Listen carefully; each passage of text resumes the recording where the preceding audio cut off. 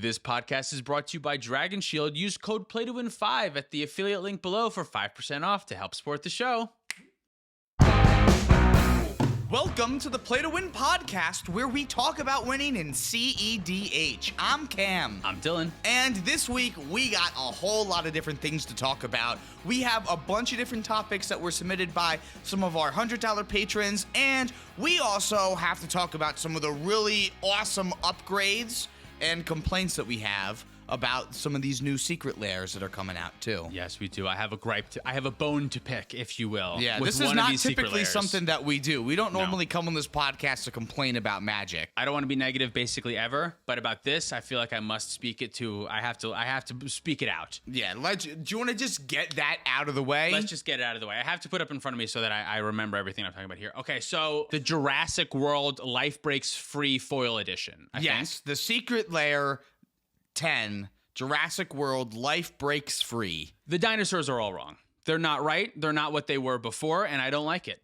Atali is a Tyrannosaurus Rex this time, and Register Alpha is a Spinosaurus. Yet on the previous renditions of these cards, those two were swapped. Polyraptor as Indominus Rex. I don't even remember what Polyraptor looks like, but this is a green card with an entirely blue frame. This is so confusing. Yeah, this is terrible. Yeah. Wayward Sawtooth was originally like a Tyrannosaurus type of dinosaur and is now a Triceratops. That's a completely different dinosaur. I feel like they should be the same type of dinosaur.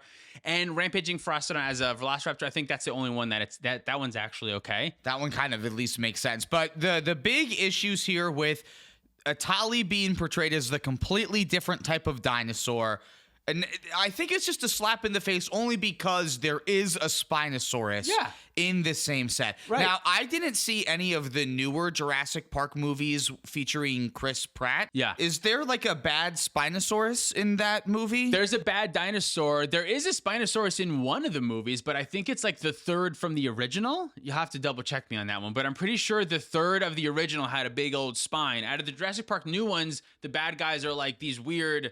They're not that weird. They're just like man-made clone dinosaurs that are like, I don't know, super scary. That's true. We're really showing our Jurassic Park knowledge here. But, but who are we to have these very strong opinions on dinosaurs? We don't even know what the fuck we're talking about with Jurassic Park. But I definitely agree. I do kind of wish that they at least made Atali match up with the Spinosaurus. I think that's definitely a big miss. I think the biggest faux pas here, though, is definitely the Indominus Rex situation here. That's just it's a blue card, yet it's a green card? There's no blue card in this cycle, so I guess maybe they just wanted to make it feel like there was, but... This is a green creature. I mean, I like the layout of the card and like the design too, but like I just wish it was on Leviathan instead of Polyraptor. Our opinions kind of extra don't matter on this because these aren't even cEDH cards. We're not going to see these cards. It doesn't matter. But this was just an issue that the art we had. It's cool. Like I love the way they look. I just think it's weird that they like switched what all the dinosaurs were. I like why do that? Like things are what they are. Yeah, right. Old man yelling at the clouds. Now we do have a good news situation here from the Secret Lair where we do have a cEDH deck that is getting impacted from a Secret Lair. Sure. That is only going to be a strict upgrade from what the previous deck was. Well, what is that? That's Tassiger, which is now in Convalescent Charmer. Strict upgrade. It's a strict upgrade. I love when you put the two next to each other, like they're in the same pose. They are. It's kind of perfect. It really is. Yeah, no, they knew exactly what they were doing here. And the Secret Lair that it's in also has Laboratory Maniac as another one of like this version. Dude, I didn't even notice that. That's so funny. Yeah. They definitely said you should put together some cEDH decks with this because they also put him on Atla Palani too. So if you want to play Shuffle Atla. I love the egg token is just like 3 seconds after in the commander version. Oh, right. It's just like what happens right after that moment is the dinosaur comes out of the egg. I don't know why I think that's so funny. Oh man, yeah, but this Secret Lair is definitely amazing though. I think this makes Tassiger significantly more playable. Absolutely, because you'll get more laughs. People will be like, "Hi," they'll be taken off their guard. You know, 100. I think people will let you do more things with this Tassiger and let you get away with more Neoforms. 100% agree. Yeah, definitely. Yeah, definitely. So okay, that's our little side podcast about Secret Lairs here. Moving on. We have a lot of important things to discuss that are patrons have asked us to discuss here. So I can't wait. Give it to me. we're going to pop right into it here. We're going to start with a question that Joey Aarons asked us. All right, give it to me. Why aren't more people exploring the format? There are so many different strategies and cards, and meta's changed. Why aren't we seeing more pet deck strategies where people push the boundaries of what cEDH is outside of the typical 40 to 60 cards we see in the meta all the time? Yeah, that's a good question. It's a little bit subjective, so it's hard to answer exactly. In some ways, I think there are a lot of people that are exploring the format, but I understand that there is a pretty well-defined meta at this point in cEDH, so it doesn't exactly feel like people are always exploring stuff. I think a lot of the exploration becomes a lot more nuanced and very small. Little tiny advances, couple 2, 3, 4 card changes is a big deal to the people who are very involved. They're not going to be overhauling and full new 100 cards every single tournament because we've been playing this format for a while now. We've kind of figured out which cards are relatively the best, or at least in the ballpark. But I think there are brewers out there that are doing crazy, cool, unique things and are winning tournaments with it. I think one of the other things to remember is that this format is still pretty small too. That's so true. You don't always hear about like what a lot of people might actually be doing out there. There's a lot of tournaments that go on that maybe don't even make it to the internet or don't make it to your pocket of the internet. It's a small community. That's true, but because the cEDH naturally is focused to the tournament side of things, I think a lot of players will tend to lean towards what decks are going to do really well in tournaments. Yeah. Because I think that's just something that goes hand in hand with the nature of this format. You got to trust the hive mind, right? Like there's so many more minds playing cEDH decks than you. There's thousands of people. We said it's small, but there are thousands of other people. So that's still a decent amount of people. A whole bunch of people have already tried it. They already know. At some point, you got to just trust that the hive mind of the Magic community is going to find shit before you most of the time. That's not to say that those same people don't play their pet decks. I just think you don't see these pet decks in tournaments because the players of those decks know that it's their pet deck. Right. I feel like there's a lot of decks that are like that for me. Like I'm currently building the new 2-mana Atali food chain deck. 2 mana. The 2-color. Two Whoa, color. that would be so busted. 2 mana Atali. Yeah. A 2-mana Atali. 2 color. Yes, yeah. Which that deck is sick. Yeah. Oh no, and I've seen it in action. I absolutely love that. Yeah. But it's not something that like I would want to bring to a tournament. Yeah. It doesn't have the pieces of what I'm looking for a tournament deck. I have decks like Blue Farm and Thrasios Brews and like Kenrith that like I feel much better bringing into a tournament because I know that they have the stats to back it up. Do you view cEDH and TEDH differently, like tournament EDH and like cEDH? Do you view those things kind of separately? Like, do you put Atali in cEDH and Blue Farm in TEDH? No, I think TEDH is more of a deck building. Is more of a deck building mindset as opposed to an actual like commander mindset, I think. But there is a difference, you think? Yeah, because I wouldn't cEDH. want to dissuade anyone from taking their specific deck to a tournament. I took Jessica Ishai to a tournament, and that was my pet deck. Yeah. I didn't do well in that tournament, so I think that's also kind of why you don't always bring a pet deck. cEDH players often they play to win, so they want to play the deck that Play helps the deck them that's win. really good. Yeah. Yeah, TEDH. Do you view them different? Yeah, I think TEDH is more of like, I'm going to play this specific card in my build to hit the more powerful decks I'm going to see in my meta. Okay. Which is a little bit different than what I think of for cEDH, which is a little bit more open. More is what I broad. would say. Yeah, a little bit more broad. So they're not different formats for you though. Like they're not. I mean, obviously they're not No, different formats. I think they're the same for you. Just tend to see more of the same decks in TEDH than you do in cEDH. So you do separate them a little. Is there a difference? Or do you think Okay, they're yeah, all, I or do you guess- think they're all cEDH decks and some decks just win tournaments? I think they're all cEDH decks and some decks win tournaments, yeah. but I do think that there is a separation for TEDH decks where I know I've talked on the podcast before about like when people play cards like Containment Priest, where that card is like specifically good against certain matchups, but Yeah. it's not necessarily good against like maybe the format as a whole. Okay. It's a card I would play if I'm expecting a lot of Kinnan and a lot of reanimation strategies and a lot of Winota in the format, but maybe I wouldn't just play that in the 99 of a deck if I'm just going on like a stream or something like that. Fair enough. Okay, so certain cards may sway it a little bit more towards the tournament side of Meta things. choices, yeah, meta choices. Even like Red Elemental Blast. No, the other one. Blue Pyroblast. Elemental Blast. Blast. Elemental Blast. Even something like that, I think, is more of a cEDH pick, where like I would just straight up never put that in like a cEDH deck that I'm playing. But if I'm going to a tournament, like I have a slightly higher chance of wanting it. I'm still probably not going to do it, but I have a reason to want it more because I'm going to see more decks that are relying on Dockside and Underworld Breach because I have a better chance of running into a mono green deck out in the wild. Sure. Okay, yeah, interesting. Yeah, that's fair. I completely understand your thought process. So that's really my separation there. And it kind of, Joey's question also kind of leads into what Uncle Butts had requested that we talk about, which is just fringe decks and cEDH in general. Just the topic, fringe decks. Fringe decks, yeah. And fringe decks, just to get this out there, that doesn't mean a bad deck. No. It just means that it's not one of these tier 1 or tier 2 decks that you consistently see winning in top 16 in tournaments, I would say. Yes, I agree. And I would say most often we view decks by the commanders when in reality they should be looked at more by the color pairing. So if there is a fringe deck that's a specific commander but it's at a very popular color pairing, I think that's when a lot of these decks get underrated a little bit, because you'll see something like, I can't think of a great, maybe Dargo Silas, which is not the most popular version of Grixis. You go, oh, that's kind of like you might say that's kind of a weird deck or something. But I think that if it being a fringe deck kind of gets it advantage of it probably is a very good Grixis deck, but maybe just has access to something like Burning Inquiry? No. Burnt Offering. Burnt Offering. You wouldn't play that in Rogside, probably. No, you wouldn't. But in Dargo Silas, you could. And I think that once you get people's mindset to change on your deck, especially if you get them to look at your deck in a more negative way, you can kind of use that to your advantage then. You can kind of hit them when they're not really expecting it that way then too. They start to disrespect your deck. They don't use their interaction on you when maybe they should.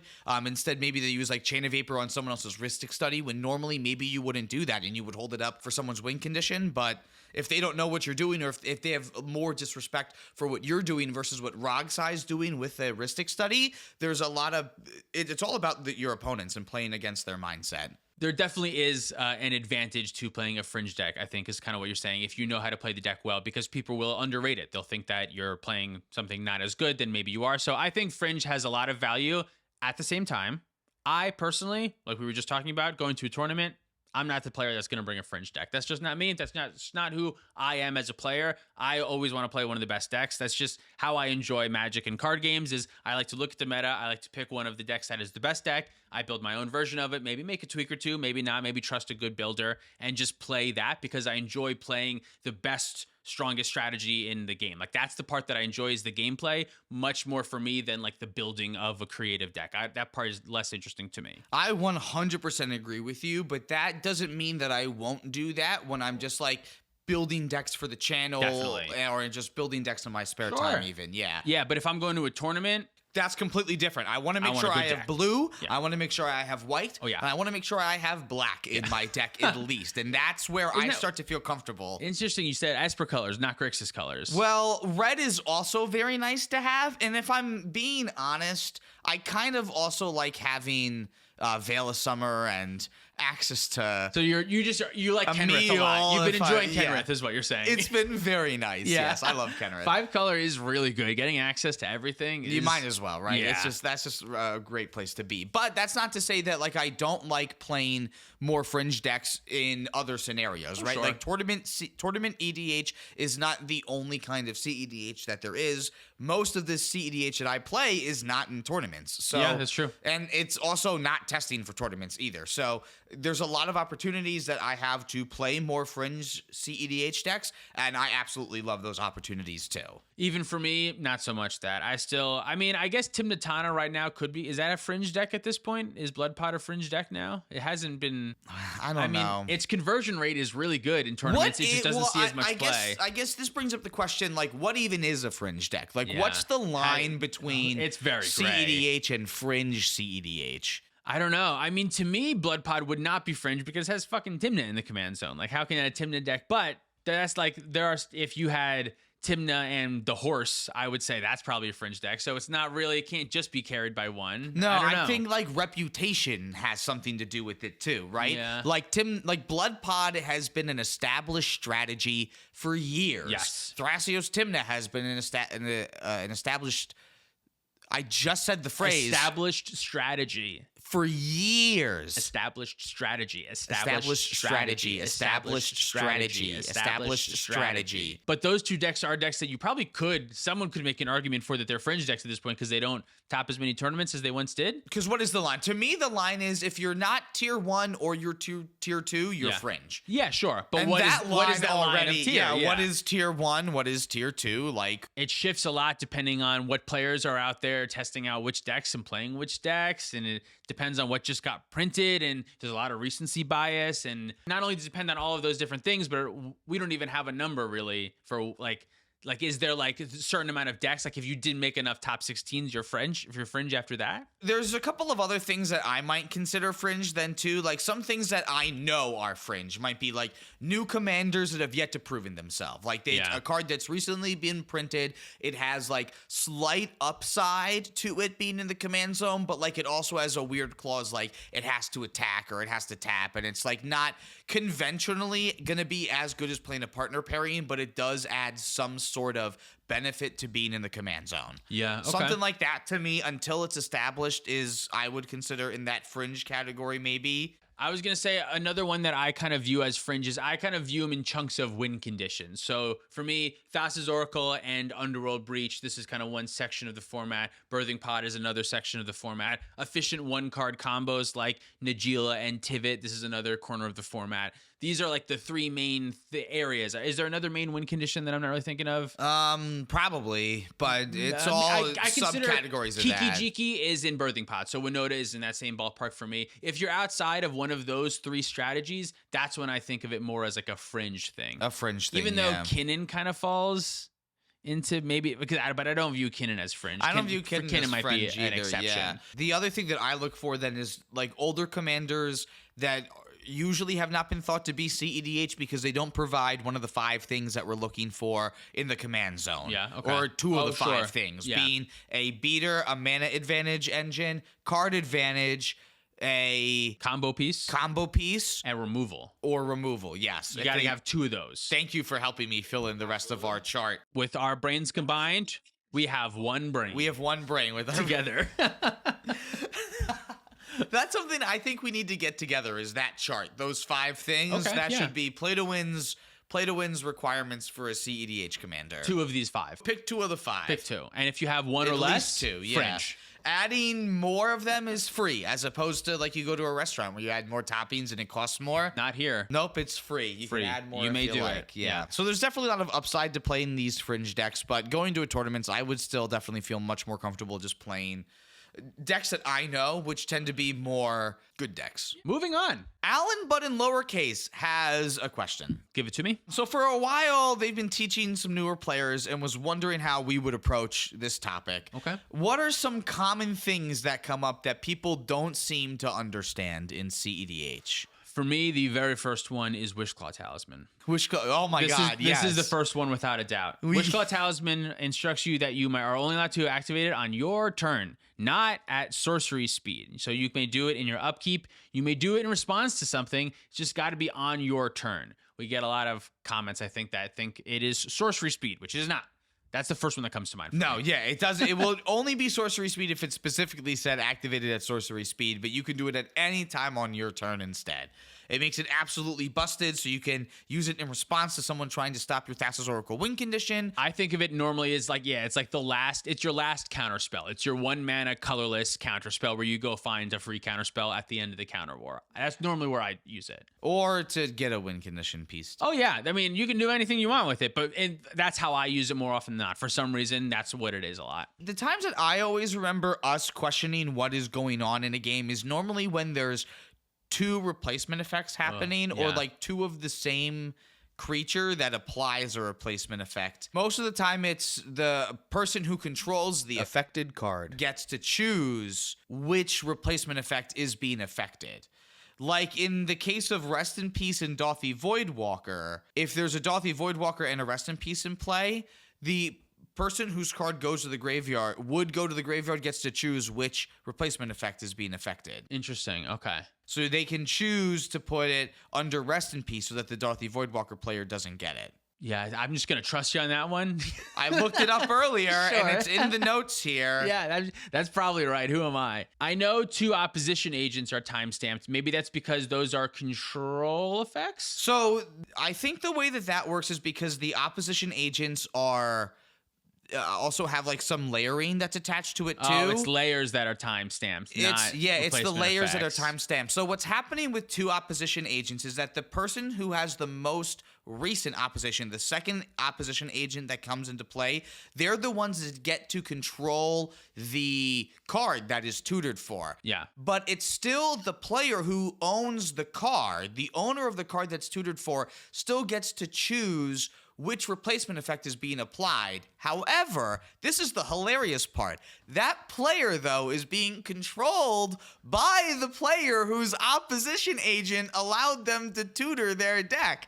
So it's actually the opposition agent owner who gets to choose the opposition agent that it goes under, which you would always choose your opposition agent. That's obvious and very clear. And of course, that makes perfect sense to me. It is hysterically flavorful, but it's just like not clear whatsoever. But if you look it up, that is exactly what happens when there are 2 opposition agent in plays. Okay. Otherwise, with situations like 2 Notion Thieves, Yeah. I've countered and removed Notion Thieves in play from the stack just so that I didn't have to know what comes up when this happens.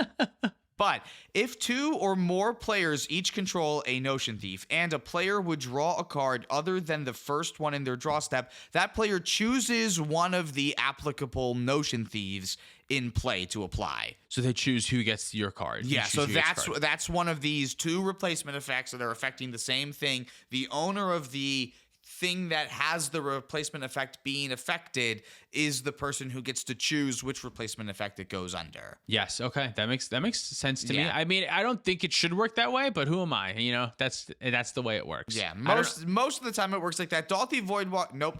Opposition agent's the only one that's like a little bit confusing because it does have that timestamp aspect on it. I think they should all use the stack. So whichever, like in clockwise order, they should go on in that way. So if you're player A and you search and player B has an oppo and player C has an oppo, player C would try first and would get to do it before player B would get to, and it wouldn't be timestamped. But that's not the way it works. That's fine. That actually seems more confusing to me than the way that it is now. Really? Okay. Because the way that it is now, like, if you default to, whoever is being affected by 2 gets to choose where it goes, I would still highly recommend looking it up too, but most of the time, I feel like it's swayed towards that being the case for 2 replacement effects. Yeah. Okay. But the Magic rules are absolutely fucked. And it's impossible to know what's going on in a game of Magic at any given time. Why does Urza Saga die when Blood Moon hits? Layers? Science. I don't fucking know. Miracles. That's the only reason. No, that's a different mechanic. Oh, fuck. Maybe we should be judges. I don't think so. Maybe we should move on from this topic quickly before we make a mistake. I'm going to Google all of these rules 40 times throughout the editing process to make sure that I'm right, and I'll be ready to cut in. Get at least one wrong. I'm still at least one of these is wrong, 100%. This is definitely something I've always been anxious about talking about on the podcast. Quick, let's move on quickly. All right, SoCal Acura has an interest in Tempest block and wanted to know what some of the most impactful cEDH cards from Tempest block are. So we decided to talk about what we thought the top 5 best cards from Tempest block were in cEDH. Excellent. I'm so excited. Do you want to start? Do we have the list, or should we bring up these 5 cards and then rank them real quick? We should rank them one at a time, as Give me the we first normally one. do. Yeah, as we do. There's actually a surprising amount of cards that see some cEDH play, or at least used to see some sort of cEDH play in Tempest blocks. There's a lot of powerful things, but these 5 things we just think are a little bit above and beyond the rest of the format here. The first one that we have here is Reanimate. Yeah, dude, Reanimate's one of my favorite. This card is so powerful. It's great in Villas because if you reanimate a Villas, it gets to draw the cards right away. It's great because it's just the cheapest reanimation spell that you could possibly have. That we don't. 1 mana reanimate is the cheapest thing we got. The life loss is not a downside. No, it is not a downside at all especially when you have 40 life in this format. Yeah, so it's just a cool fucking card. It's an easy way to get Dockside Extortionist back. If your commander sacrifices Dockside, you can have this to be able to put it back into play really easy. ability and ramp you a ton. I love it in like Grixis decks for that reason. Especially in, I mean, I loved it a lot in Kess when you can use things like Intuition. Oh, never mind. Okay, Intuition with Reanimate to Spoiler alert! Go into a 1-card win condition, where Reanimate's really great there, and just as a backup, Reanimate as like a let me just reanimate somebody else's powerful thing is really strong. Yeah, I definitely agree. Reanimate is also very impactful in a ton of other formats as well. It's made Legacy a super awesome Reanimator deck that's been around for years. And it's far too powerful for Modern. Far too powerful for Modern. Yeah, definitely agree. Yeah, love Reanimate. So that's definitely the best card in Tempest that we've talked about so far. I agree. The next one that we're going to talk about is Human. Should we read what these cards do, by the way? Yeah, we could. Reanimate is 1 black mana for sorcery, and it says return target creature from a graveyard to play under your control, and you lose life equal to its mana, equal to its power. Its mana value? It is the mana value. Do you want to do Intuition next? Since we talked about it. Yeah, sure. Let's do Intuition next then. So Intuition is 2 and a blue for an instant that says search your library for 3 cards. You want to just pull it up? That's what it says. And then target player chooses one of the cards. You put one of the cards in your hand and the other 2 in your graveyard. Rough. Yes, that is what it. Yeah, that's what. Well, that is what you can. Yeah. It is just 2. It is just 3 cards. It can be any 3 cards. Any 3 cards with different names. No, because the original Intuition decks in Standard would use it as a demonic tutor, an instant speed demonic tutor, because you could play 4 of a card in Standard. So sick. So busted, right? Yeah. So you can just go get any cards. And normally this is used to go get Underworld Breach, Savine's Reclamation, and Lion's Eye Diamond. So you can basically guarantee yourself Lion's Eye Diamond and Underworld Breach. And now all you need is enough cards in your graveyard to Intuition Brain Freeze into your graveyard. And now bada bing, bada boom, you've won that game. Yeah, Intuition is a very powerful 1-card win condition in our format. Blue Farm, the strongest deck in the format, uses it to win the game all the time. I think it's kind of I don't want to even say underplayed because I just said the best deck in the format plays it a lot, but I always feel like it should see play in more decks. It's a very strong line. It's very efficient, and you don't have to play a ton of dead cards. You got to be in Jeskai colors, is the thing. And there's a lot of decks that aren't in Jeskai colors, which is kind of where this really shines. Like there's mono blue decks that will use it with really cool ways to get like Polymorph, with like Polymorph, the Staff of Polymorph, and Mystic Polymorph. Yeah. Mystic Land Polymorph. Yeah. So it's got a lot of cool utility. It can go get you free counters if you need it. It's definitely a fun card to build around because you can structure your deck so that it can kind of get you out of a couple of different situations. Especially if you have 3 free counter spells in your deck, it can always be an extra counter spell. I love that use case for it. Yep. Well, I don't. I hate it because then I'm down 2 free counter spells in my deck and 3 mana. But I look at it like you got a counter spell off and you have 2 extra cards in your graveyard that you can pitch for Underworld Breach stuff. Which is probably in your hand anyway, which is why you feel a lot more comfortable doing this. Yeah, so it's all part of the puzzle. It's a great card, great tutor. If I can play it, I am playing it. I think this is worse than probably better than Reanimate. Yeah, I was gonna say totally disagree if you were about to say what I thought you were about to say. I personally love Reanimate so much, so I'm a little biased, but I think on power level, this card is stronger than Reanimate in our format. In coolness, in terms of how cool it is, Reanimate is definitely cooler than Intuition. But in terms of power and like the amount of games that Intuition wins, Reanimate is just like a puzzle piece in the midst of everything else, whereas Intuition is like it's the box that the puzzle's coming in. It's the box with the photo of the puzzle on it. Yeah, exactly. Yeah. All right, so the next card we're going to talk about is Ancient Tomb. Ooh. This is a land that taps for 2 colorless mana and deals you 2 damage when you do so for it. 3 for 3. I am. Ancient Tomb is fucking great. I think it goes in most any decks, not every deck, but most every deck. I haven't been cutting this card. You haven't? What do you cut this card in? No, yeah, that's what I'm saying. I put it in basically every deck. Even the ad nauseum decks that are so concerned about their life total want to be able to power out arcane signets on turn 1 and shit like that. The extra mana is just worth the life. That rate is just a good rate. So anytime I can use this when I'm doing it, it helps you recast your commander. It helps you pay for Thalia taxes and Trinispheres and stuff like that. Heuristic studies. It's always the first colorless land that I put into my deck. Very powerful card. I think it is probably the second strongest card on this list. I think it's maybe You think stronger it's than under Intuition? I think it's under Intuition. I could see that. Well, it sees more play than Intuition does. It sees a ton. You know what? It's significantly more ubiquitous. Put it up top. All right, it's Tippy the top. best one so far. Tippy top. Mana is really fucking good. Well, you know what? Speaking of mana, Lotus Petal is the next card that we're going to talk about then. Yes, Lotus Petal is a 0 mana artifact, and you can sacrifice it for any color of mana. It is 1/3 of Black Lotus. And Literally, a very petal powerful. of it. Yeah.